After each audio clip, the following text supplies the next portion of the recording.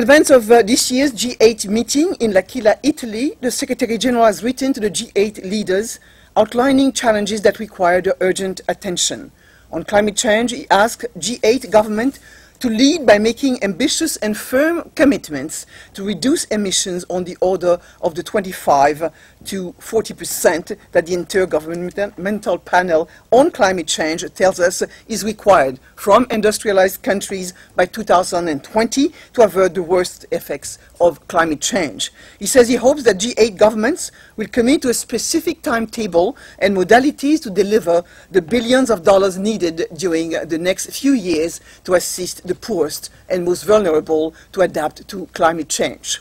On the Millennium Development Goals, the Secretary General says that with less than a year to 2010, annual aid to Africa remains at least 20 billion below the Glen-Eagle targets. He urges the G8 to set out, country by country, how donors will scale up aid to Africa over the next year to make the Glen-Eagles commitment real.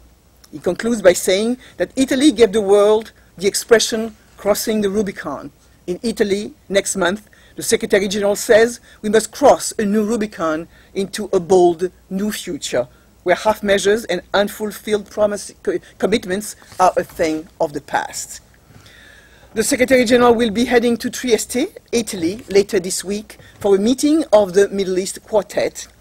On the day of that gathering, on Friday, the 26th of June, the Quartet principals are also hoping to meet with members of the League of Arab States Follow-up Committee on the Arab Peace Initiative.